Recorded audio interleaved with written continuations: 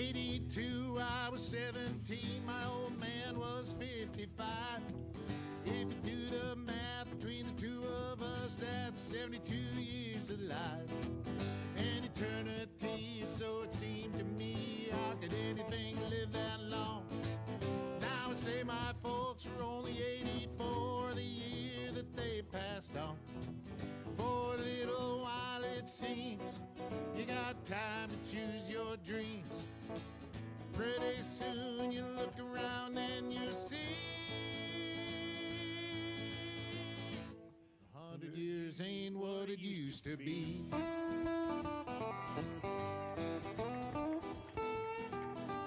And my grandpa Roy, when he was a boy in 1904, he was taught by men who fought in the actual Civil War. And only 8 decades passed and my high school class put the tassels on the other side. Started on our way full of naivete on the great American ride. The months and years slide past, each more quickly than the last. Pretty soon you look around and you'll see 100 years ain't what it used to be.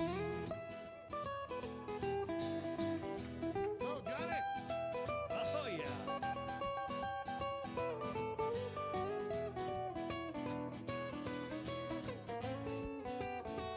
Oh, yeah, Johnny, hey!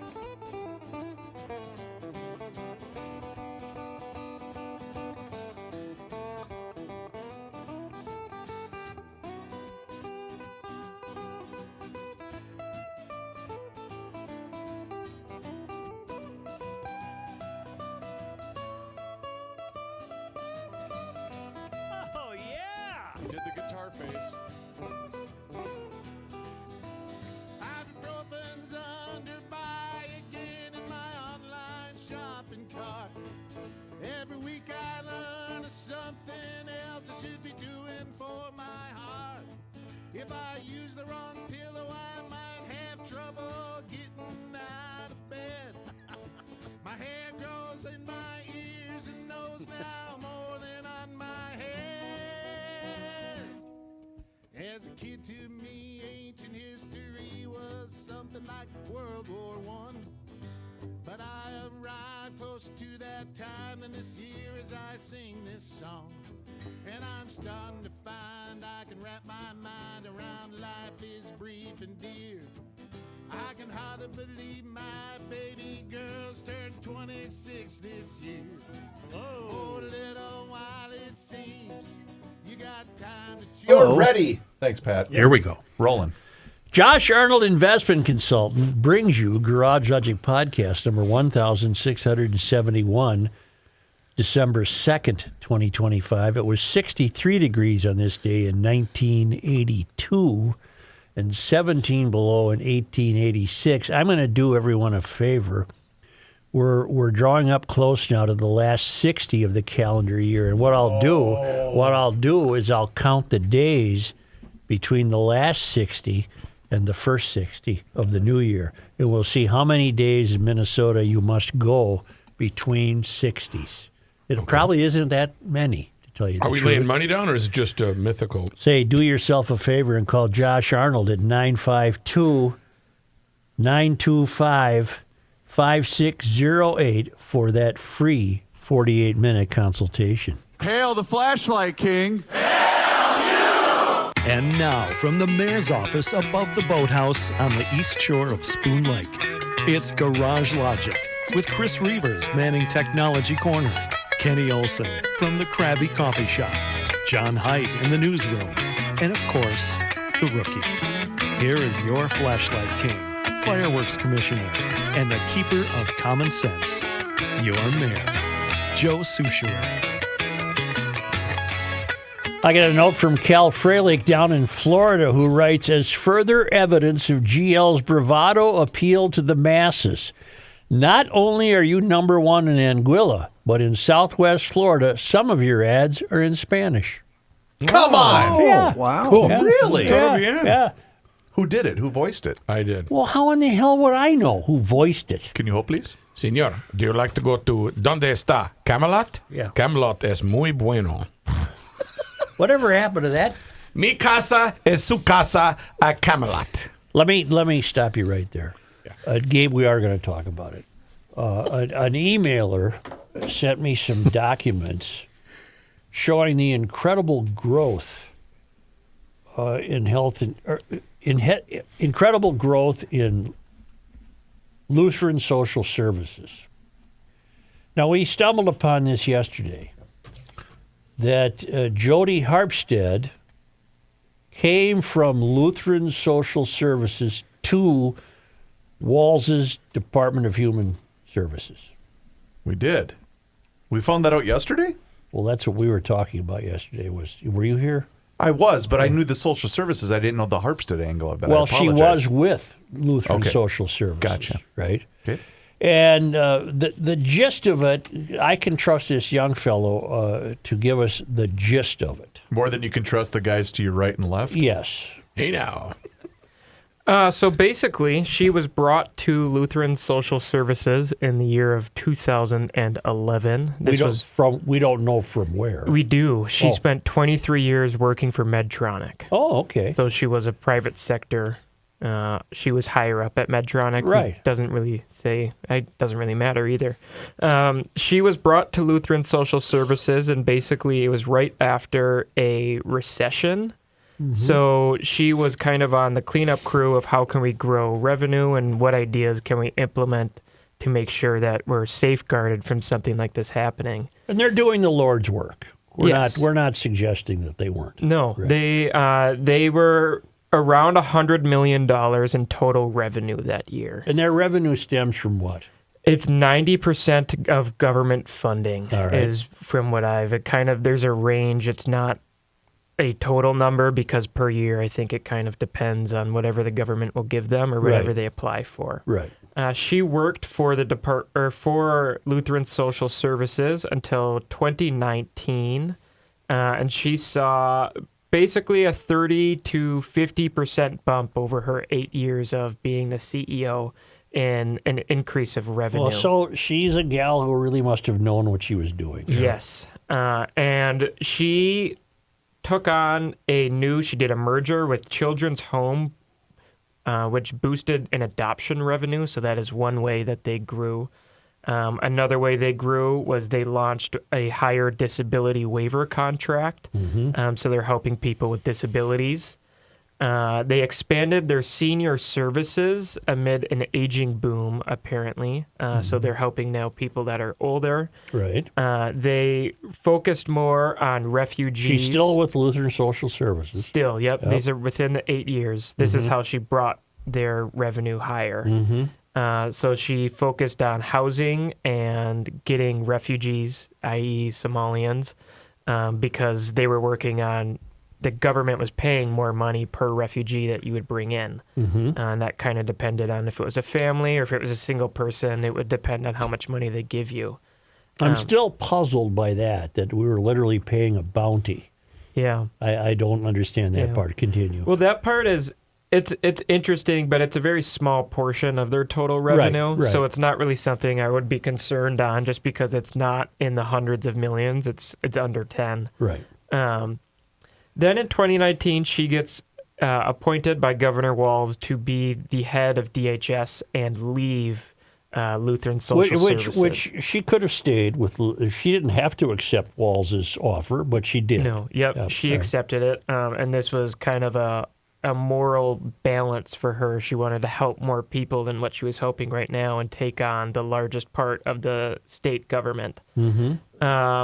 This was right after I was trying to find if there was a major fraud scandal before 2019 or before 2020, and the only thing I could find was there was a overpayment of substance abuse fraud that was being uncovered. Well, we also had a daycare fraud that preceded all this. Yes. Yep. But from what I have kind of uncovered, it shows such a small portion before 2020. And most of the billions of dollars of fraud that you're seeing would be under the DHS that she ran.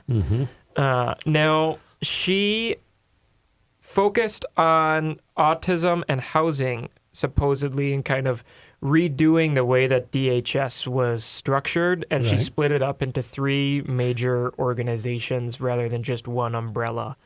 And in January of 2025, she That's just less than a year ago. Yep.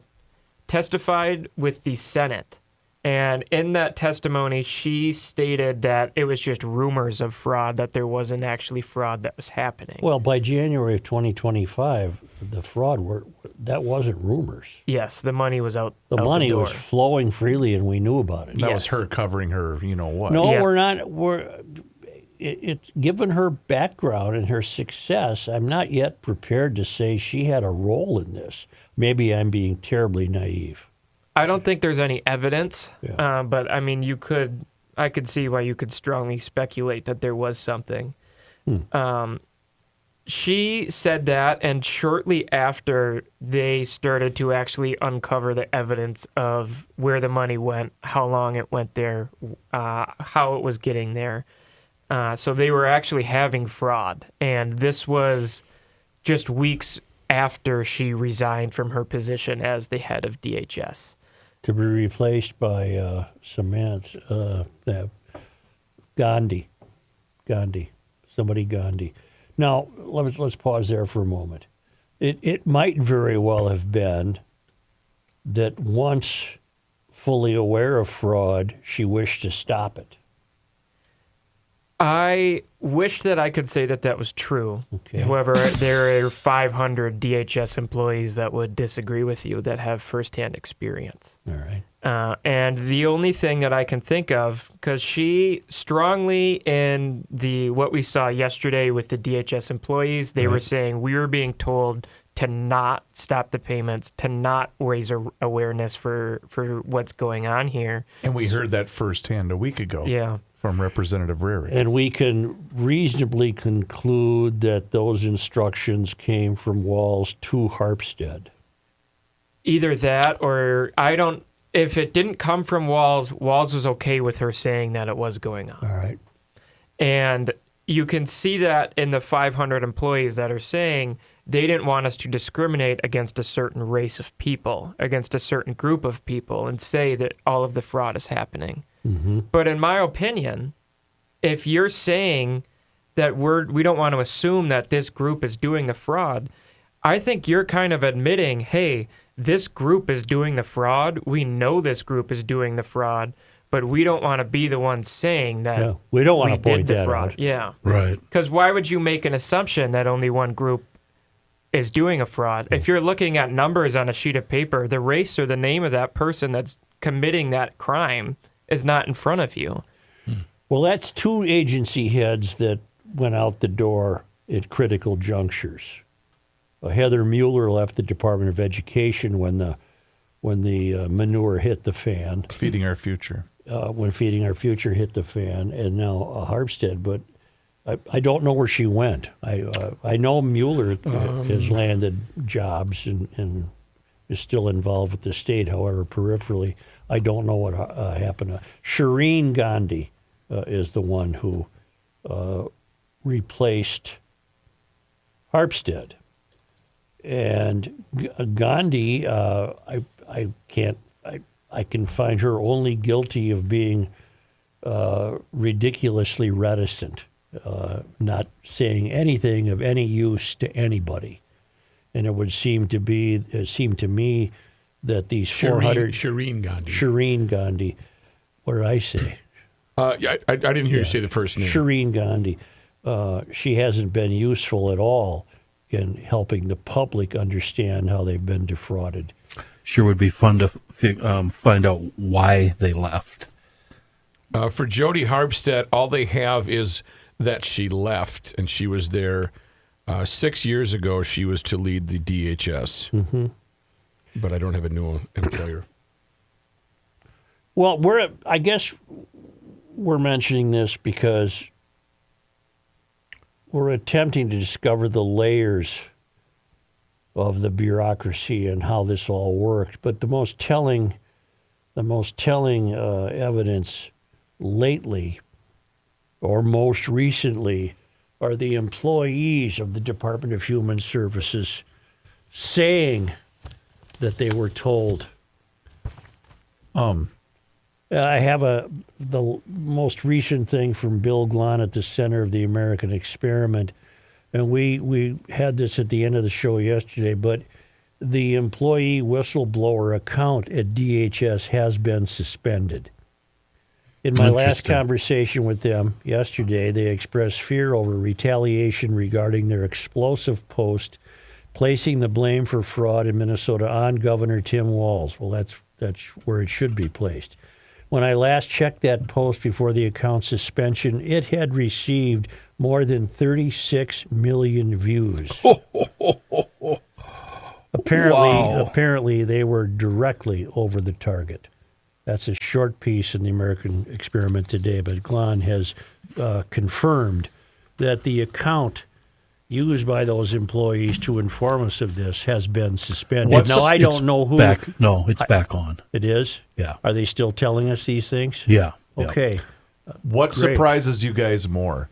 The fact that that account was temporarily suspended, or the fact that we were basically the only people in this market that reported on this story? Well, I should note the Star Tribune is so thrilled to have discovered a white guy who's been robbing people. That's the headline in the Star Tribune today. This is a massive deal. No, we're being failed on a number of fronts. We're being failed by our government in Minnesota. We're being failed most particularly, we're failed by our government. And we're failed by our news gathering institutions.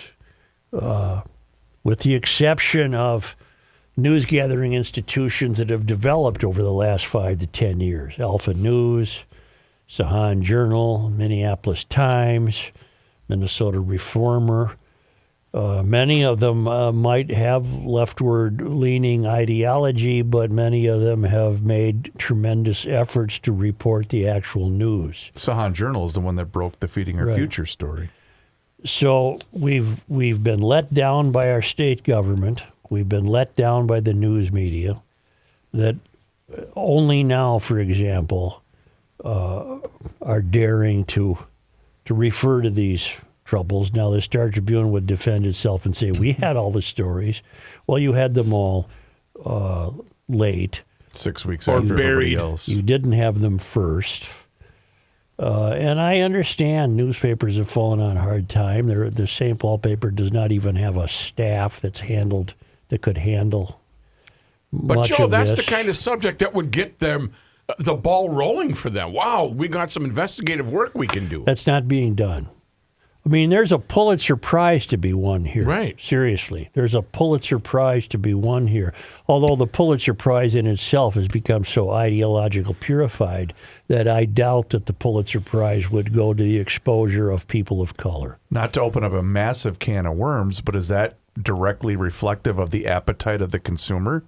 Meaning people just don't really care that much about the fraud? I think the tide is turning on that when even the euphorians and the prematurely gray-haired 42-year-old women who will start talking to each other at yoga classes about how their property taxes have gone up. I think they're bound to understand what's happening here. See, I think I disagree with that. I think the topic is too intricate, too detailed, and too boring, and the average person doesn't have time nor want to learn about it. My kid has basketball at 6. Yeah, I don't think Kenny's it's right. boring that a governor of the state has squandered $1 billion of our money. Not talking about us or you, Joe. No, I mean I'm the people of answering the Chris's state. question. I mean the people of the state. I think they find that interesting. No, I disagree. I well, think okay. they're too busy, and there's too much to learn, and it's too complicated. It really isn't that much to learn. I know. I agree. But, the emailer to you said it yesterday. You were on this in 2017 or 2018? 2018. Goodness. Well, no, So we've been at it for a while. you've got a very bad governor who has done very bad things. And And I will have to reluctantly agree that does not seem to have gained a great deal of purchase with the average citizen. Right. It's baffling. I do think it's gaining purchase with the average citizen. I've noticed it. Not to the degree I would want, but it's gaining recognition how thoroughly we've been fleeced. I don't want to pay my taxes. I really don't. I feel robbed. They're not being managed correctly. They're not being managed competently. They're being stolen from under our nose. I would really like to get away with not paying my taxes, but we also live in a state where if you're $25 behind on your taxes, you'll get a notice promptly. Even though our money has been squandered, we are the ones who are going to be put upon. Those letters list the various ways they're going to make your life a living hell. They're going to take your wages. They're going to take your house, that kid of yours, your mom, all gone. Nothing seems to be working well in this state. Nothing. And getting back to this, Jonathan Weinhagen with the Chamber of Commerce who embezzled $200,000. Wherever you look, we're finding such a collapse of integrity and moral ethic and integrity that it's no matter where you want to look, it's there. And I just it's a shame what's happened to this state. It's a crying shame. And I think that the horse has left the barn with Walz. He's got a light on him now. We know that you're the guy, Walz, and you're running from that. You think you're running for governor, but you're running from these accusations. And they're not going to go away. The national news, which is very fickle and will jump from the hottest topic to the hottest topic. Right now, Walzy, you're the hottest topic. I don't know how long that will last, but there's an editorial today in the New York Post. It's all over the Daily Mail. The New York Times has weighed in. There's no escaping it. Walz has been caught. If for nothing else, he's just been caught for his complete negligence. And now all those human services employees are saying it was his fault. Yep. He allowed this to happen. The remarks of the employees at Human Services are gaining national attention. The story is out. The leash has been broken. I mean, Walz, just think what Walz got away with last summer pretending to be vice presidential timber, running around and dancing like Dom DeLuise on stages and pretending that he was this folksy guy. He had to be in constant communication with the people that continued to allow this to happen. Mm-hmm. By the way, I did discover this. Gabe, sorry if you're going to get to this. Jody Harpstead wrote a book in 2019. I didn't know that. With a guy by the name of Paul Batz, B-A-T-Z. Yeah. Breakthrough to Goodness. How to tap into your team's biggest possibilities. I'm not condemning. I don't know enough about Jody Harpstead to accuse her of anything. All I know is that she was really, really, really good at gathering money. Really good at it. You want me to order you a copy of this For book? all I know, she's done great work. Again, there are many listeners who think my cynicism is not nearly adequate for this show. But I'm hesitant to accuse Jody Harpstead of anything. That's your background in journalism. Well, we don't have any facts. It Come might down keep to the us gutter out, with us. You know what? It might keep us out of the courtroom. So I'm going to go with your instinct. We need you Whatever here. Joe We said. need you here. Although they did get you in trouble initially with Walz and your reluctance to come over to our side. He's just a knucklehead. What are you talking about? A few years ago, when you weren't blaming him for You said he didn't ask for this. being a dictator during COVID. No. You're when COVID first struck. Yeah, I'm not with you on this at I all. know, and I've changed my mind. But when COVID first struck, I just said, well, he didn't ask for this. He's got to do what a governor has to do now. He did pray for it, though. Well, I don't think he did. He was running against Trump back then, too, I believe. Well, and I think people are seeing through his trying to deflect this as Trump's fault. Right. People are seeing through that. Definitely. This has nothing to do with Trump, who's got enough problems. Trump didn't send the checks out to the food fraudsters. Why don't we take a short time out?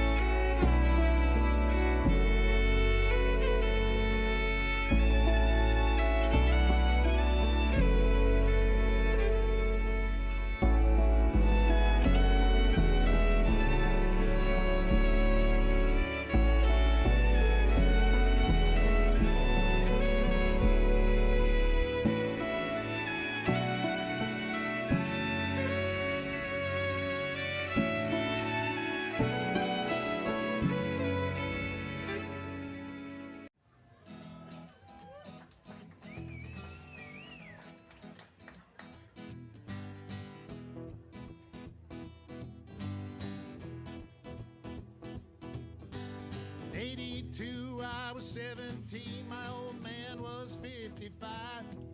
If you do the math between the two of us, that's 72 years of life. An eternity, so it seemed to me. How could anything live that long? Now I say my folks were only 84 the year that they passed on. For a little while it seems you got time to choose your dreams. Pretty soon you look around and you see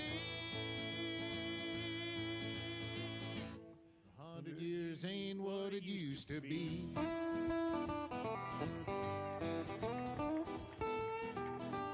And my grandpa Roy, when he was a boy in 1904, he was taught by men who fought in the actual Civil War. And only 8 decades passed, and my high school class put the tassels on the other side. Started on our way full of naivete on the great American ride. The months and years slide past, each more quickly than the last. Pretty soon you look around and you'll see 100 years ain't what it used to be. Okay. Here's a man who spends hours in hardware stores, sifting through the nuts and bolts of life. Joe Souchere. Today is the day you're going to do it. You know what? Do it right now. Today is the day you're going to use the internet for good for once. Jump on customroasting.net and get yourself set up with your December coffee. There's 2 items I want you to look for. First of all, let's knock out a gift or 2 for friends and loved ones with the Custom Roasting gift box. It's 2 of their best-selling coffees, the Minnesota Morning Blend and the French Roast, paired nicely in a really cool craft gift box, ready for shipping. Also a great gift. Now, I really like this idea, and I'm, it's my idea. It's a great gift for you or the GLer in your life. Just get the Garage Logic starter pack. It's our custom roasting picks. We have 1 each of Minnesota Morning Blend, Boundary Waters Blend, Columbia Excelso, and French Roast. We love them all. Now, if the charity you're involved with is planning some sort of future fundraising, oh boy, you are in luck. Custom Roasting has done all the heavy lifting for you. They've been doing fundraising for years, and they have a really cool package, full color order forms, and a bunch of options, including, listen to this, chocolate espresso beans. Are you kidding me? CustomRoasting.net. Get on the internet, do some good for yourself, your friends, your family, and Merry Christmas from our friends at CustomRoasting.net. Say, you better put an emergency call into the lake detective. On it. We got 2 items to talk to him about. We got jellyfish in Minnesota. I don't believe it. I And thought we're that was worried ocean only. We're worried about turtles. Turtles. Twiddles. Another scandal. Star Tribune, if they reported it, I haven't seen it. Their headline today in the Star Tribune is ex-CEO admits to embezzlement. And that's the story of this Do something about the screen, Chris. Come on. Jonathan Weinhagen fellow who was with the, I think he was with the regional chamber, and he started taking money.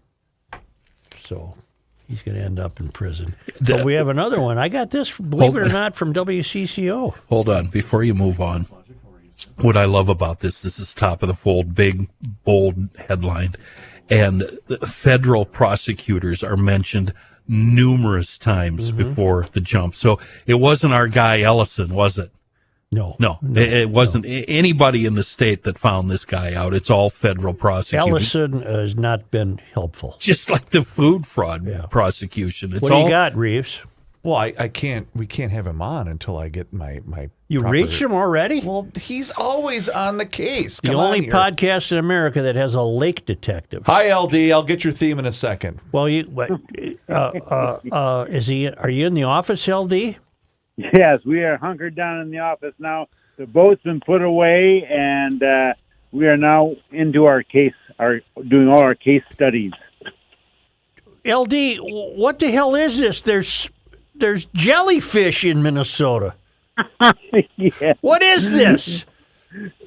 That is a freshwater jellyfish, the only freshwater jellyfish species in the world, and we have it right here in Minnesota. What the? Although it's in other states as well. It's called the Crospediacusta sowerbee. Yes, Craspedicusta. That's what I meant to say, yeah. Yeah, that's right. It's a small world. My first publication in the literature, in the peer-reviewed literature, was on the freshwater jellyfish we found in Oklahoma in 1980. Wow. It comes from China. It's originally from China. Sure. It is. It's a non-native jellyfish, but not really invasive. I mean, they don't call it. They just kind of puff around, like little miniature jellyfish. They're only about a half-inch, three-quarter-inch in diameter. Are they dangerous to people? Nope, not one bit. What good are they? They're very rare. Yeah. They'll be in the sediments for decades sometimes, and as cysts, resting cells, and they only come out under exact perfect conditions, and then they just explode through a bay. And it's really like surreal. Have these things kind of popping around, doing what jellyfish do. It's fun. Can you see through them? Yes, you can. They're mostly translucent. They have a little bit of whitish matter to them, but a lot of clear protoplasm as well. So, they're just puffing around, and you don't rarely see them. So when you do see them, you go, "Well, look at that." This is something you don't see every day. Now, do you expect you'll be brought in on a case regarding this particular species? Well, I'm always available, but Right, they're right. also very short-lived. They're only going to last. They'll bloom for about a couple weeks, and then they'll go back into their resting cell stage, and they hang out in the sediments. But it's how they got there. Now that is a little bit of a mystery. That would be something for me to investigate a little bit more closely. Do our Minnesota fish that we know and trust, do they eat these things? They sure could, because, but they do have small little, like regular jellyfish, those little blasters or those stingers. Yeah. But they are so minor. These things, the freshwater jellyfish are eating zooplankton, but fish, if he encounters it, he can eat it if he wants to. It wouldn't really hurt him too much. Could these become mutant and, tip over a boat or, Jeez, Joe. How many would you need to do that? Well, no, Chris, what happens if there was a mutation and they just got, 10 feet in diameter? That's right. That's right. That wasn't Chris. That wasn't Chris. That was Kenny. I have a question, LD. So they found this in that nasty little pothole right next to the exit from East 62 to South Cedar, that tiny little thing. Are we finding these in natural environment lakes or recreational lakes? Where are they living? They could be found in almost a big lake or a small lake, but you know what happens? They're so short-lived that they might have a bloom and we never see it either, or it might be just in a bay and they'll go out and they'll do their thing for a couple weeks and then they're gone. What so they if might be more widespread than we know, but they can live in just about any freshwater system. What if Such is up at the lake? He's out there in the water, dog paddling around, and he accidentally swallows about 20 of them. What's that going to do to him? Probably wouldn't be so thirsty after that, but otherwise, it's just a little bit of protoplasm. A little bit of protein won't hurt you a bit. There you go. You mentioned non-native, LD. Does that mean there is a native type of jellyfish? No, it just means that in this case, they are not endemic to the United States. China. How'd they get here? Isn't that where those Asian lady beetle bugs come from, too? That's right. We had one more question, and I guess we should all apologize for asking you this. Are those turtles okay down there? They look cold. Oh, yeah. Did you see that? I didn't know they stayed under the water all winter. Yep, the snappers are down there, too. They put a little bit of dirt over their shell, and they just kind of hunker down.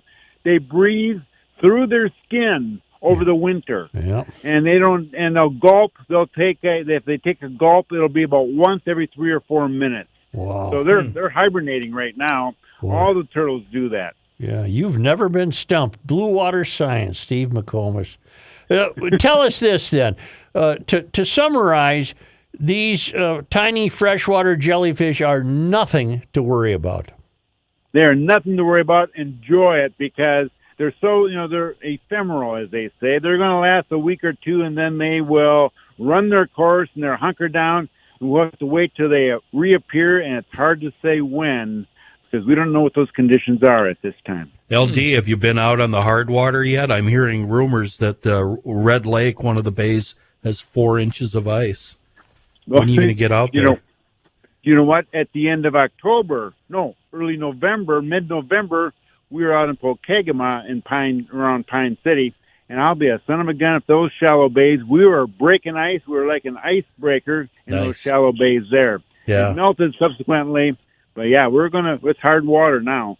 You know what? Before we let him go, Joe, I have one question, and maybe you can clear this up for me.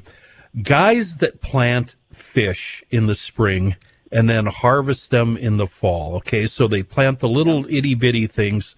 What are they called? Fry, yeah. And then in the fall, they throw their nets out and they take out the fingerlings. Is that correct? That's right. That's exactly right. Do those fry turning into fingerlings do any harm to duck food? Because we all seem to think that the lakes where they do that around here, we're not seeing ducks on them anymore. Is there any truth to that? Well, they are, at that point, going from fry to fingerling, their main food source would be zooplankton and amphipods, the freshwater shrimp if they're available. Yeah. So they are not fish eaters at that point. They are probably competing, or it certainly could be putting a damper on some of those potential duck foods, especially if there's any freshwater shrimp. So that's why when we plant freshwater shrimp we have to drill holes in the ice to do it in the spring. Yeah. And we don't see them at all come duck hunting. If there's some fish in there, you're feeding the fish. I'm sure you got a lot of happy fish down there. Yeah. All right. That was a disappointing answer, but I had to ask. Is the long-legged receptionist, the long-legged blonde receptionist in the building? That's funny you say that. I have her sitting about 10 feet from me so I can look over her shoulder. You're damn right you do. See what kind of file she's on. Right. Yep. Joe, this is going on 32 years. She's put up with all this stuff. Well, that's because she knows the business. She's she might as well be a detective just like you. Thank you so much, Lake Detective. You're welcome. Right, anytime. Thank you very much. What were you going to say, LD? You're going to say one? Say those freshwater shrimp, they're amphipods. That's the scientific name. Oh, okay. Good luck out there. Okay. Thanks, LD. Thanks. Okay, kid. Never been stumped. Never. His first research paper was on these things. I have a question. There's 10.5 trillion podcasts in the country? Yes. How many of those have their own Lake Detective on the ready at the call? Zero. Got it. A Minneapolis man is accused of participating in a fraud scheme that stole more than $1 million in state, federal, and local grants. Tony Robinson, 41, is charged with 5 counts of wire fraud and conspiracy, according to the U.S. Attorney's Office in Minnesota. The Attorney's Office said from December of 2021 to October 2022, Robinson facilitated the submission of false grant progress reports for an organization called Encouraging Leaders. Robinson's reports claimed encouraging leaders used grant funds to organize events and activities that never occurred, and overstated encouraging leaders' involvement in events that had occurred, the Attorney's Office said. Robinson's reports also falsely claimed that encouraging leaders had assisted various students, when in fact it had not. Robinson is accused of defrauding the U.S. Justice Department, Hennepin County, the City of Minneapolis, the Minnesota Departments of Education and Human Services, and the Minnesota State's Art Board and other agencies. Tezeri El Amin Champion, who founded Encouraging Leaders, pleaded guilty to wire fraud, money laundering, and illegal possession of the dough.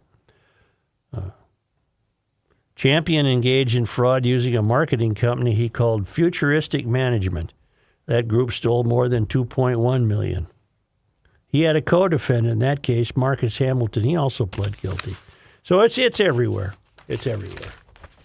So this was an investigation by the United States Postal Inspection Service. Yeah. My question is, how did they find out about this? Were they tipped off? Was something stinky go? You know what I mean?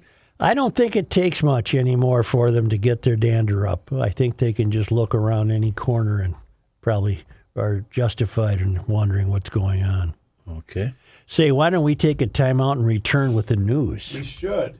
I should turn my mic on first and talk about We Are Nuts and WeAreNutsMN.com, handmade right here in the great state of Minnesota. It's a small batch, wonderful family-run organization and operation. And you know what? You can now get your favorite selections of We Are Nuts at all of Cub Foods locations, Quick Trip locations. You already knew that you got them at Fratelloni's Hardware and Garden Stores, also Max Hardware, Lunds and Byerly's, Kowalski's Markets. It's a wonderful time to get all of those selections for all the family gatherings you're going to have. Doesn't matter. The cashews, the mixed nuts, the mixed chocolate almonds. How about the maple bourbon toffee almonds, by the way? The cinnamon toffee peanuts are a big hit in my household with my 2 young ones. Also the hot nuts and, of course, the Hokey Pokey popcorn and so much more. See it for yourself. Go to their website, wearenutsmn.com. You can see their entire selection. And if you're not able to get to any one of those locations that I mentioned earlier, just order it through their website at wearenutsmn.com. Like I mentioned, a wonderful family-run operation. And you know what? They've been a proud supporter of the Garage Logic podcast for some time. So please do me a favor and mention that you heard about them right here on the Garage Logic podcast.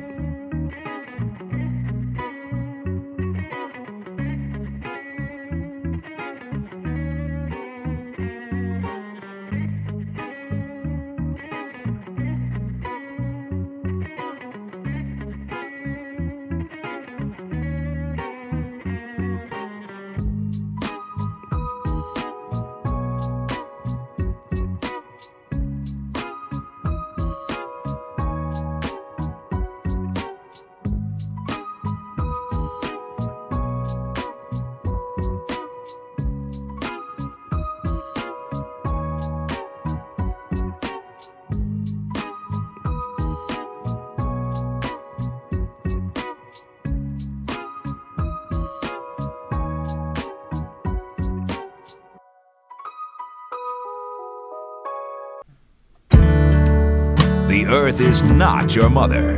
The Joe Souchere Show. You know, I could say 'tis the season, but there really is no season when you want to keep your home warm. You want to keep it cool in the summer, and you want to keep that air quite pure in your home. Well, welterheating.com is 12 months, 24 hours a day. They've got emergency service. They really don't have a season. It's 365 days a year. They understand that you cannot plan when that furnace is going to bust out or when that cooling system in the middle of summer is going to break down. That's why it's cheap insurance to keep Welter Heating on your refrigerator. A little notation there, and I'm sure they have little magnets if you give them a call, 612-825-6867. But they should be the ones that you call. If you want to get an estimate from somebody else, go ahead, but make sure you get one from Welter, and you'll find that they are full of common sense, and their estimate's going to be pure. They've got certified techs that'll come out to your home.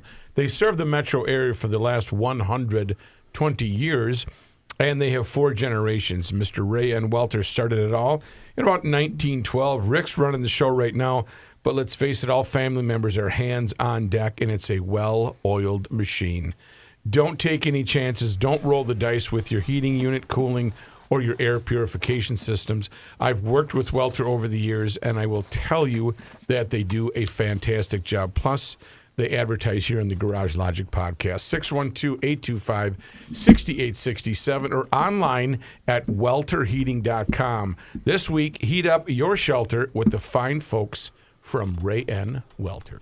Here's John Haidt in the newsroom. Thank you, Joe. This news brought to you by North American Banking Company. Before we start the news, if I may use a couple seconds here just for some personal stuff. Sure, Is that okay? John. Sure, John. Mind? Well, you're going to not say that in a minute, Joe, because part of the personal thing takes a shot at you, I'm sorry to say. Oh, all right. I got an email from Tom. Tom says this. He says, "Glad you're back," because I was gone for a week and a half. Yeah. And I wouldn't have brought this up again except the lake detective talked about Lake Pogama, right? Mm-hmm. Last Tuesday, and I noticed this when you said it, you said Lake Pokegama when you did that. I thought I said Pokegama. No, you said it wrong, but I think we all kind of let it pass. All right, I said Let it it go. wrong. I mean, he's on a roll. He's on a roll. That's what we thought. Yeah, and Tom says, that's all I got. If I spend all my time typing up lists of things the idiots got wrong, I'd have no time for my day or my family. No, he wouldn't, would he? No. Maybe Tom should start his own podcast. That was kind of teach us all how to do it. Yeah. As you say, Joe. That was untoward. I think so. It's Pokegama. Yes, correct. Yeah. All right, thank you. And then Krista, our friend from Western Maryland, Maryland GLer, sent me a very, very nice card. Oh, isn't that wonderful? Greatly appreciated. Wonderful. Thank you, Krista. Okay, now let's talk about news, The shall we? book, The Correspondent, takes place in Maryland. Really? The woman lives in Annapolis. It's just wonderful. It's worth your try. It's very different. Got it. Mm-hmm. Trump administration launching an intensive immigration enforcement operation primarily targeting hundreds of undocumented Somali immigrants here in the Minneapolis-St. Paul region. That, according to an official with knowledge of the operation and documents obtained by the New York Times. The effort, which is beginning this week, focuses mostly on Somalis with final deportation orders who are living here, though the official said others could be swept up in the immigration sweep as well. The plan calls for the deployment of strike teams, which are made up of ICE officers, agents, and other federal officials. Roughly 100 officers and agents from around the country have been brought in for the operation, according to the official. Tricia McLaughlin is a spokeswoman for the Homeland Security Department, says in a statement the agency does not discuss future or potential operations. U.S. Treasury Secretary Scott Bessent announced last night the department is looking into claims that Minnesota tax dollars may have been diverted to the terrorist group Al-Shabaab. Secretary Bessent stated the department will release more information as the investigation progresses. The announcement comes about a week after President Trump pledged to terminate the temporary legal protections for Somalis living in Minnesota. Isn't it more likely to say that if money was sent back to Somalia, it stands to reason that Al-Shabaab would have gotten their taste of it? It seems to me that it's so corrupt that they would get the money. Yeah. I think it's Bessent, too. I think I've been saying it wrong. Mm-hmm. So there you go for everybody who's going to send me a note. In other words, I guess I'm defending Somalis. They may not very well be sending money specifically to fund terrorism. It's that Al-Shabaab gets their hands on the money anyway. Right, exactly. Defense attorney Chris Medell's campaign for governor is off to a bit of a shaky start. He announced to campaign Monday that he plans to focus on fraud, public safety, education, and affordability. His Democratic and Republican opponents tried to focus on his criminal defense work, though, and contributions he's made to everyone, especially Democrats, including Governor Tim Walz. Because Medell is running as a Republican. He said, I'm in good company with respect to this. He said President Reagan, President Trump also gave to Democrats. If you're looking for an apology from me, you've come to the wrong person. Medell is now one of 9 Republicans running for governor, and one of them did publicly highlight his past donations to Democrats. That would be Kristen Robbins, who said Chris has a long history of donating to Democrats, including supporting Joe Biden, Kamala Harris, and Tim Walz as recently as 2024. Over $30 million in federal funding for Minnesota is at risk after officials say a review found 1/3 of commercial driver's licenses in the state were issued illegally. In a letter on Monday, third? A third, Chris. Yes, 1/3. In a letter on Monday, U.S. Transportation Secretary Sean Duffy threatened to withhold $30.4 million in federal highway funding if Minnesota doesn't address shortcomings in its commercial driver's license program and revoke any licenses that never should have been issued, either because they were valid beyond a driver's work permit or because the state never verified a driver's immigration status. Secretary Duffy alleged that 1/3 of Minnesota's non-domiciled commercial driver's licenses reviewed by the Federal Motor Carrier Safety Administration were issued illegally. Duffy is threatening to pull federal funding from California and Pennsylvania over the same issue, and he proposed significant new restrictions on which immigrants can get a commercial driver's license, but a court has put those new rules on hold. Duffy says the department is auditing a number of other states, including Texas and South Dakota. The Transportation Department also said it plans to revoke the certification of about 3,000 schools unless they can comply with training requirements in the next 30 days. This doesn't affect all schools, though. Obviously, there's a number of very reputable tech colleges around the state that have long-term programs to get you your A-class CDL or B-class for that matter. You know, I missed this earlier today. I apologize, but this is an outrage. It is, Chris. Kenny, help me. Is this why we had so many jackknife semis over the weekend? One wonders, doesn't one? I've got a lot of truck driver followers on X, and boy, they've told me a story or two, none of which I can confirm. It's all hearsay, but wow. I can tell you one thing. I had both my dad and both of my brothers were at my house for Thanksgiving, and some of the stuff they were telling me was baffling. These are the guys that are on the road with us. Your family is behind them on 169 or 35W. And these clowns are out here with an illegal license? I'm so old. How old are you? I remember when you passed a truck on the freeway, the driver would flick his lights to let you back into your lane. Sure. There's a few of us that still do that, but boy, you're right. That's a rare occurrence. You know what they do days. now? They stall in the left lane and then hold their sandal out the window. Yeah. That's a rough. You go right ahead and send me any email you want. This is an outrage. I can remember, Joe, when now I try to avoid being around semis on the highway. In the old days, they were the safest guys. You didn't mind being. I'd often draft behind them. Yeah, you follow them. Yeah. And now, no, not a chance. I just try to get by them as soon as I can and get away from them. A third. Wow. Witnesses say, which is we should say. We know great truck drivers. Sure. And certainly. no one's more angry than great truck drivers. Hi, how are you? Yeah. I talked to 3 of them on Thanksgiving. Right. Witnesses say a Roseville man was tweaking on drugs when he allegedly shot and killed his friend and brandished the gun at another residence of a St. Paul apartment building early Sunday morning. According to the criminal complaint filed in Ramsey County, Spencer Curtis McAloney, 27 years old, faces charges of second-degree murder, attempted second-degree murder, and possession of a firearm in connection with the incident. Police found the murder victim shot several times in his apartment at the intersection of Victoria Street and Englewood Avenue about 1:40 in the morning Sunday. The victim, identified by the Ramsey County Medical Examiner as 32-year-old Tariq Hassan of St. Paul, pronounced dead at the scene. Nearby, officers ran toward a Toyota Camry after hearing a possible gunshot. That car drove away, sideswiping a parked Cadillac and later crashing into another parked car 2 blocks to the east before coming to a stop. McAloney was in the driver's seat and a gun was found on the floor. McAloney matched witnesses' descriptions of the shooter, and police placed him under arrest. Charging documents say McAloney was one of about 10 people in the apartment that night, which was an alleged hub for drug activity. Witnesses said the shooting victim dealt fentanyl powder. One person told police McAloney was tweaking and paranoid from the drug use, and the victim had tried to calm him down for over an hour. McAloney's erratic behavior escalated until he allegedly opened fire, sending people scattering from the apartment out into the street. Well, I must ask, I think I know, but what does tweaking mean? Paranoid, nuts, acting crazy and hyper. Reacting to hallucinogenics. It's what Matthew does every day on the podcast. It's different than twerking. Right. Yeah, it's much No, I different usually than do that before. Right. Yes, Boy, Joe. Thanks for that visual. One letter Brooke. off. Yeah, just a spelling error. Yeah. Everybody in their mind now has a visual of Rook twerking. I can do it, planking, the whole thing.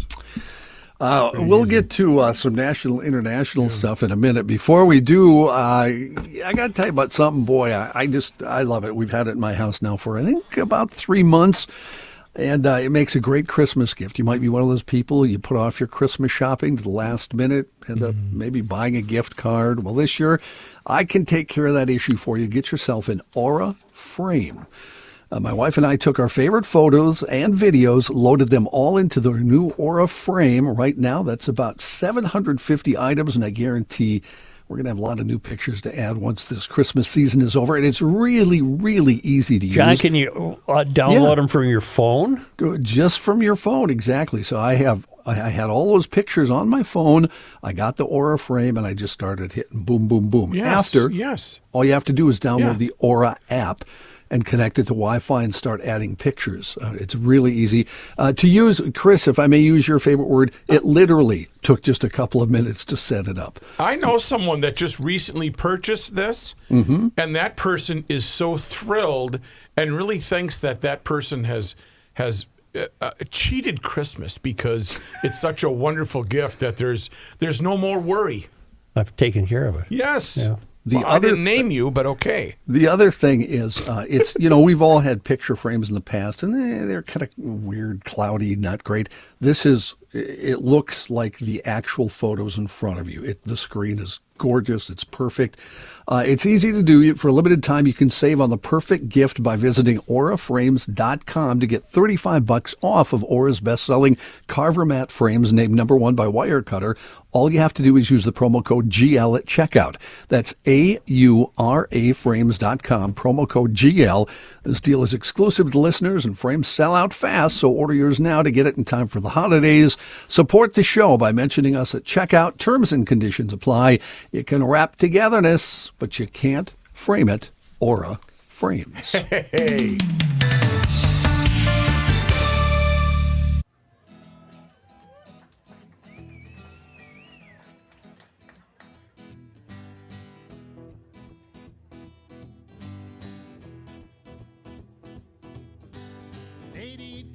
I was 17, my old man was 55. If you do the math between the two of us, that's 72 years of life.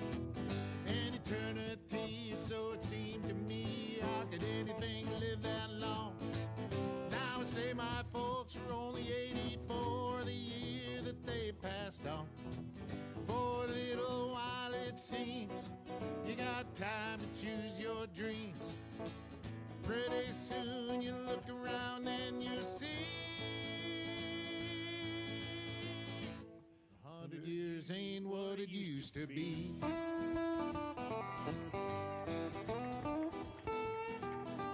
And my grandpa Roy, when he was a boy in 1904, he was taught by men who fought in the actual Civil War.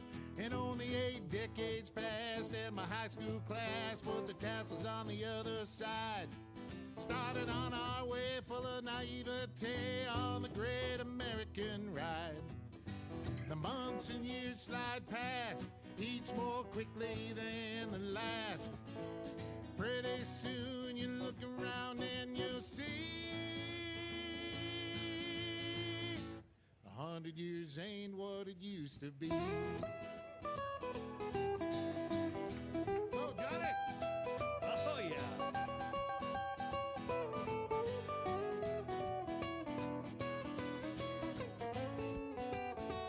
Oh, yeah, Jenny, hey!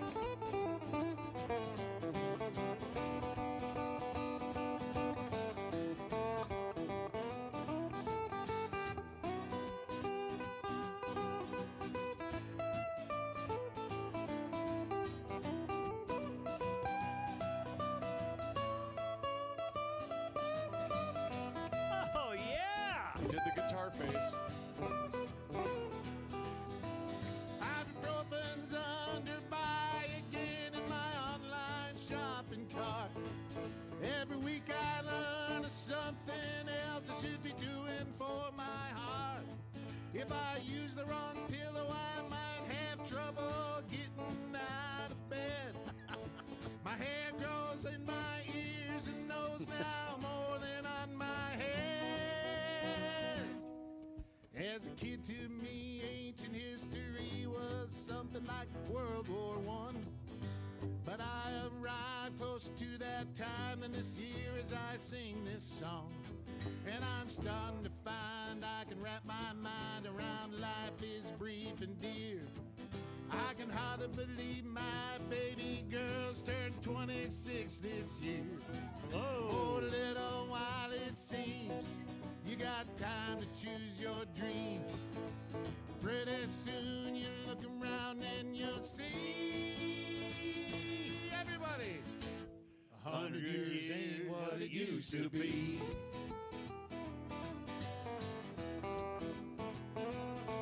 Before you know it, you're 63, making plans for Medicare A and B. You look around yourself and you see 100 years ain't what it used to be.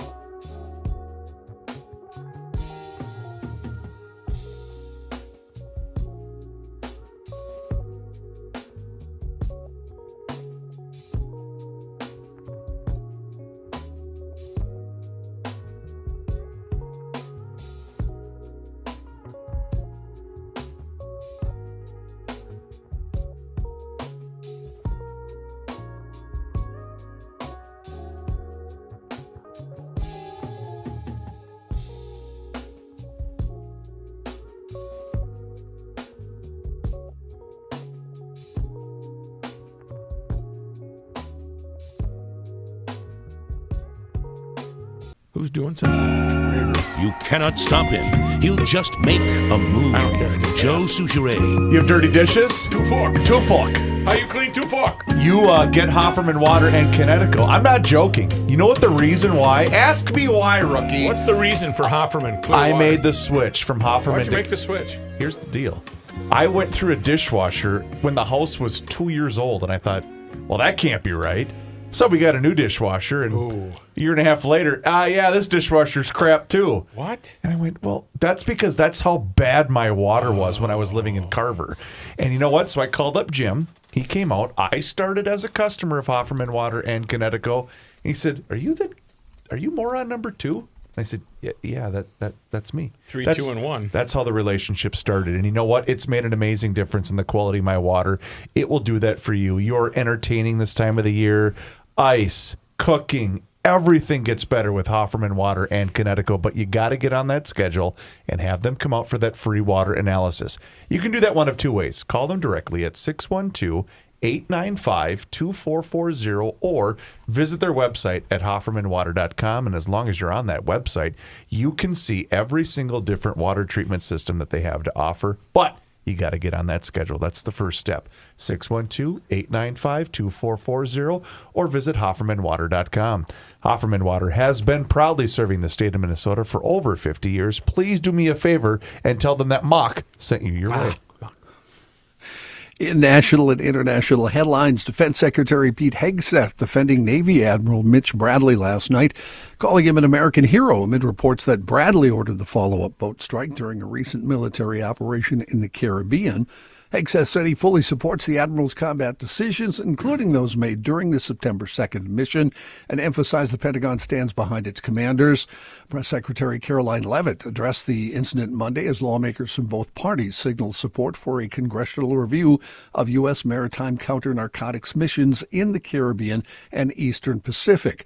All of that follows reports that survivors of an initial strike were killed in a follow-up attack. Washington Post last week reported that Hegseth had given a verbal order for the second strike, a claim that Hegseth has denied. Legal experts have said the killing of such survivors would be illegal under U.S. and international law. Hegseth's comments yesterday coming under some fire. Fox News chief political analyst Brit Hume quote-tweeted Hegseth and wrote, "How to point the finger at someone while pretending to support him." Earlier in the day, Hume, usually a backer of the Trump administration, said that the story could be a big problem for the administration. Ryan Goodman, former general counsel for the Department of Defense, said if Hegseth ordered everyone on the boat killed, the secretary is ultimately responsible for the second strike, regardless of Bradley's involvement. Members of Congress from both parties say the incident will be investigated. May I ask a question as the resident dum-dum here on the show? Sure. I watched an interview. Is it Shannon Bream? Is she the one that does the Fox Sunday morning show? No idea. I don't know. She was interviewing Pam Bondi. Joe, Pam Bondi was on the show. Sure. And they were talking about this very subject. I guess I just don't know if these are the bad guys bringing a ton of drugs that are killing Americans into this country. Yeah. Is it just more about the tactical approach about how I'm trying to understand. I'm trying to understand the whole Venezuelan thing. Okay, so you're just as confused as I am? Are these drug bombings a cover-up for wanting to take over all Venezuelan oil fields? I have no idea what's going on. Okay. None. Zero. I haven't heard that. Yeah. Oh, yeah, that's a big theory going around. Okay. I guess I didn't know you were going that far, but I'm just wondering, is there a bigger game being played here? All I know is that generally speaking, you don't wipe out survivors. You kind of try to pick them up, I don't know anything about this. Yeah, anything. and Chris, to answer your question too, the the initial strike, some people are seeing as illegal because there's no, you can't willy-nilly go and blow things up. But they were using surveillance from the UK, right? Isn't that how we initially were able to intercept these guys? That I do not know. Okay. I did get an email from a guy worried about the traveling limans out on the ocean, because what if all these whales get high from all these drugs dumped in the water? They're going to overturn their boat. Overturn the boat. You got to stay with the boat. You should. What's Well, wrong that's with what your these bro? guys did, and then Pistol Pete got him, I guess. I don't know. Allegedly. Yeah. Cyclone. When's the last time you heard about cyclones? Oh, frequently, John. They're Do on you? the East Coast, east part of the world. There you go. That's what this story's about. Thank you, Joe. Cyclone-fueled flooding across Southeast Asia, including in Sri Lanka, Indonesia, Thailand, and Vietnam, has now killed at least 1,200 people. Roughly 800 remain missing and hundreds of thousands have been displaced since last week. Officials say entire low-lying districts have been submerged as rivers overflowed and landslides buried nearby communities. There's been 604 deaths at least in Indonesia. Sri Lanka's at about 355. They're the hardest hit areas, with some areas receiving a month's worth of rain in 48 hours. Rescue crews washed out roads, collapsed bridges and power outages, that is, washed out roads, collapsed bridges and power outages, while military units have been deployed to help with evacuations and deliver aid to overcrowded shelters. The latest Pew Research study on social media says Americans use YouTube more than any other social media site.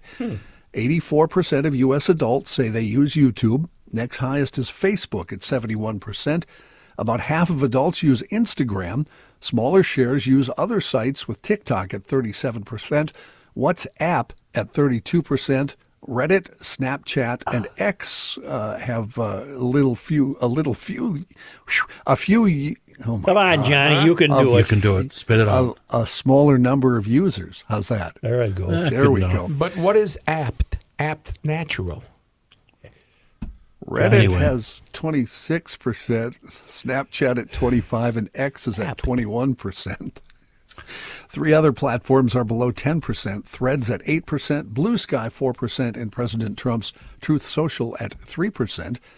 Speaking of social media and Truth Social, the president went on a bit of a posting spree last night that saw him fire off 150 tweets, well, whatever we call them on Truth Social, in mere hours. That included compliments about the First Lady, conspiracy theories about Democratic Rep Nancy Pelosi, and numerous other topics. Between 7 o'clock and midnight, the president reposted about 150, averaging more than one post every 2 minutes for 5 hours, from what appeared to be a random assortment of unknown figures on X and his close allies discussing an unpredictable range of topics. Was he drugged up? The heaviest concentration of posts occurred between 11 and midnight, about 100 posts in that last hour. Less than 6 hours after capping off the posting spree, the president jumped back on his social media platform at 5:48 this morning, declaring Truth Social is the best. There's nothing even close. The Truth Social spree included videos of Kamala Harris, flattering comments about himself, and attacks against his perceived political rivals. I love the fact that they released the results of his MRI. He didn't know what they were looking for, but he said it was the best MRI they've ever seen. No question. It's the best one they've ever seen. Tremendous. U.S. Transportation Security Administration said it will begin charging air travelers $45 on February 1st if their IDs do not meet the stricter federal standards. A move aimed at encouraging travelers.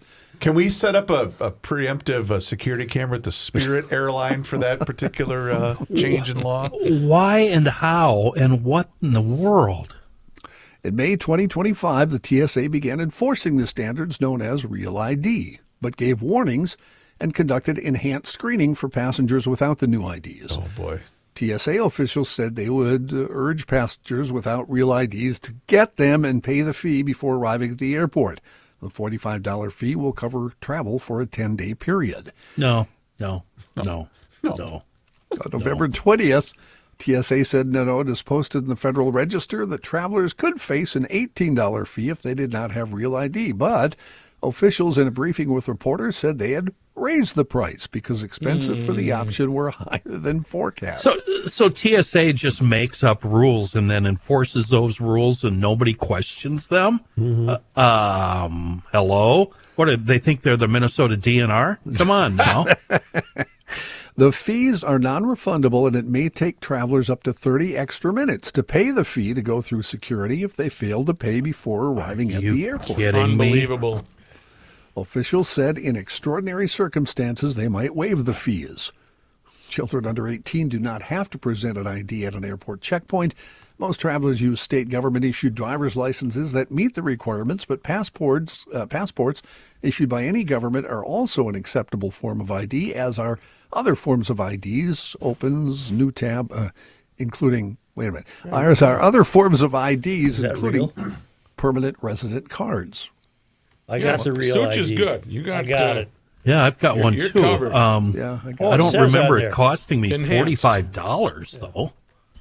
Joe, are you asking because you might be traveling soon? Yeah, where are you going today? Yeah, I might be. John, is there an extra charge for people with red hair or people that walk with a limp? Not yet. Or Well, people there with are only extraordinary 4 fingers? circumstances. It's coming soon. This is nonsense. And you guys make fun of me for driving. How long have we been screwing around with this real ID thing? It's been a while. 5, years, 6 huh? years. But you know, maybe that's what people need to be hit them where it's going to count now. Now we're going to hit your pocketbook. Oh, Let's Mr. go here. Airport defending this. Listen, stop calling me intrusive- Shirley. Did you see the Thanksgiving weekend viral video of a young woman very upset that she was late for her flight back to Chicago? Oh no, dear. She yelled and yelled and yelled at the gal behind the computer. She just sat there and looked and said, "Ma'am, that flight just went to Los Angeles." Hello. Hello. She had the wrong gate, but she was tearing apart everything. That happens all the time. Or if it's the next flight at the gate, they're complaining that it's the wrong. Like, well, that one's going out next, so just relax. Oh boy. And Costco. Flying used to be fun. I'm doing the best I can to never fly. No, flying is okay. No, it isn't. No, it's a pain not. in the ass. It's a It's cesspool just of a idiots. Don't fly complete Spirit. bleep show. Don't fly Spirit. Well, you can't anymore. I want Flying 19 bags. Flying has turned into the megabus. That's Yes, what it's turned exactly. into. Kenny's 100% It's a right. flying megabus. You are correct. That's accurate. But if you fly, you might see Rook. Say hi I to see the Rook. GLers every single day. There you go. I don't fly the megabus, but if I did.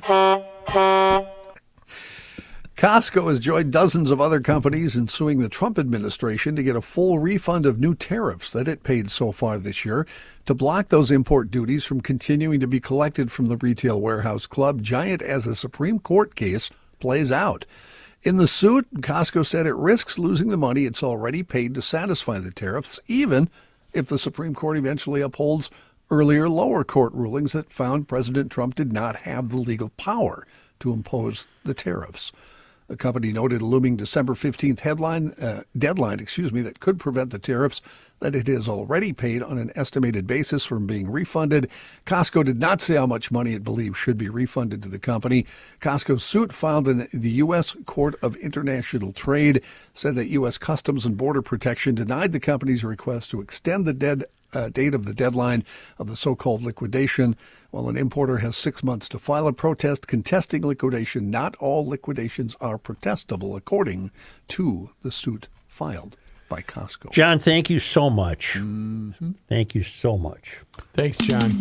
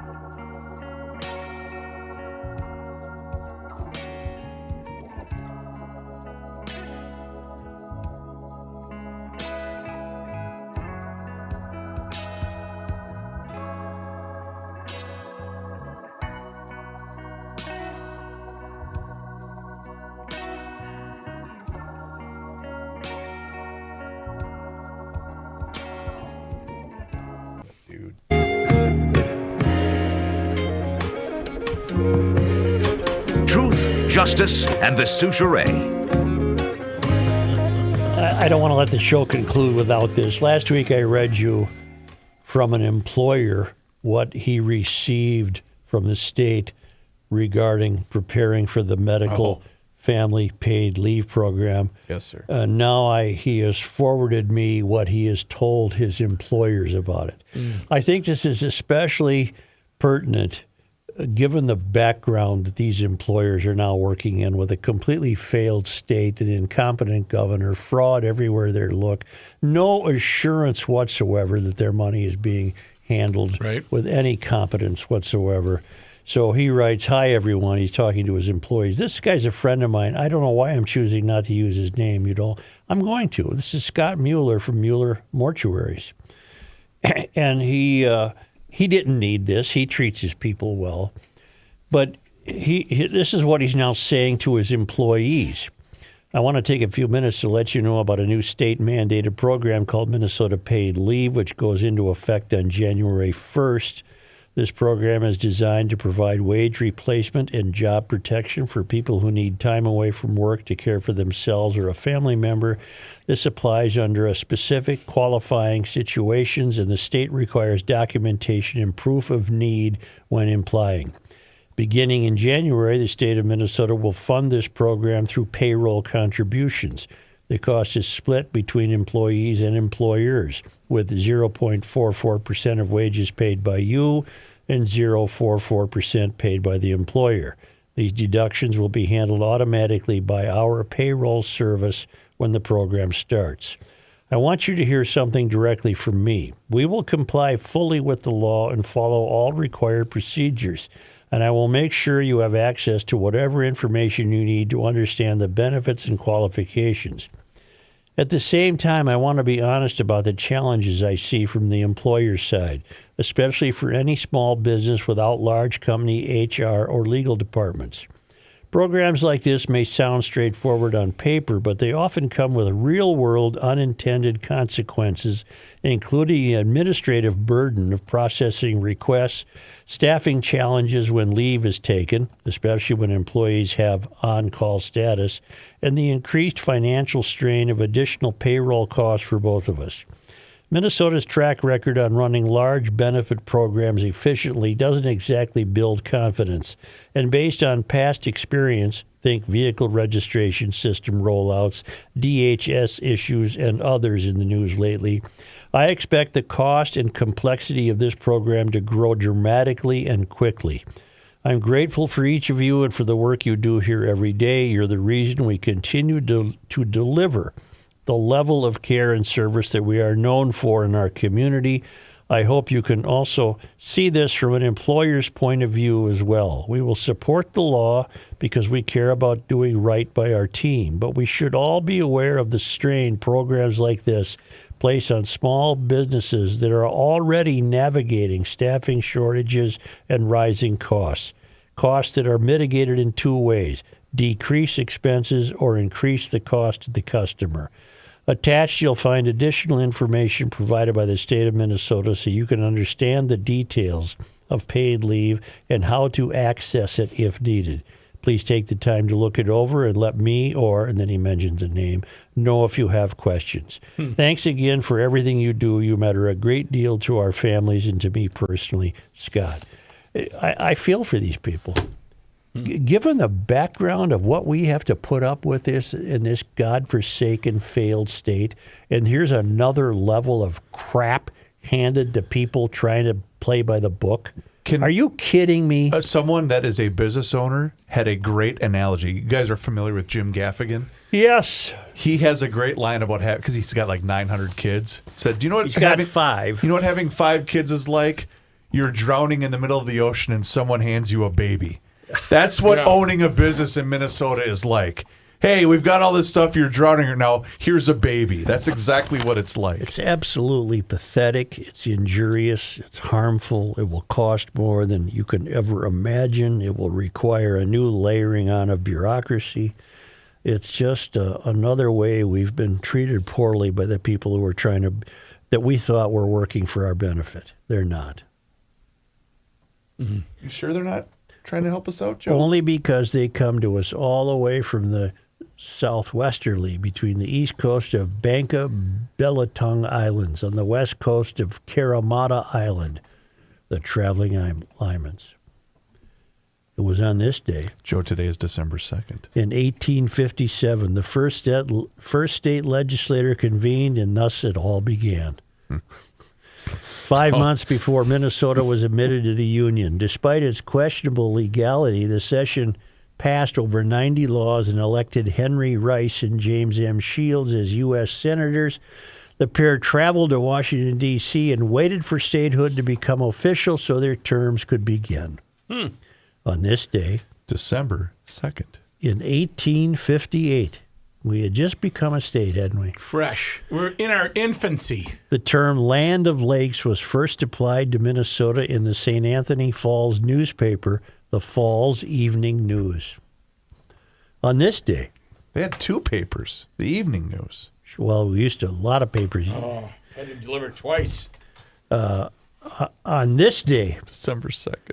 In 1884, Faribault's Waterworks passed their operations my God, I'm test. so sick about Faribault. I know What the where it hell? is, too, by the way. It's Isn't right it? next to the train tracks. Does Reavers give you those? And Is that what I'm it not is? done with this one yet. And the system was accepted on December 31st. Is that Waterworks from the Urban Dictionary, or is No. that something different? On this day, December 2nd. on this day in 1993, Theater Mu, or Mew, Minnesota's first professional Asian American theater company, presented its first full-length production. The play, called Mask Dance, detailed the experiences of Korean adoptees in Minnesota. That's nice. I was close to a girl all my life who was a Korean adoptee. In fact, two of them. Noted. On this day in Minnesota sports disappointment history, What would we lose to?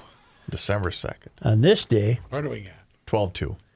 in 1976, the university got a temporary injunction against probation by the NCAA. Hey. What was that in relation to? Well, 76, that had to be a basketball scandal. Was that the Probably fight? cheating. I don't Was that Musselman? Yeah, we had Musselman. didn't we have the brawl with Ohio State? I thought that was earlier than 96. that was about 72 or 3. That the was 70s, they were probably all- a basketball The scandal. 70s are all the same.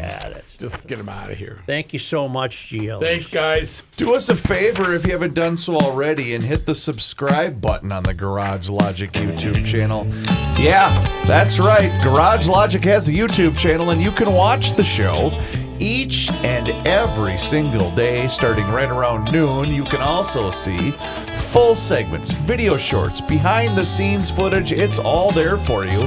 Just search Garage Logic on YouTube, along with all of our social media channels, which includes Facebook, Instagram, X, and you can also sign up for the Daily Logician. That's an email that comes right to your inbox each and every single day, and it includes the most recent episode of the podcast. Find out more and sign up today at garagelogic.com.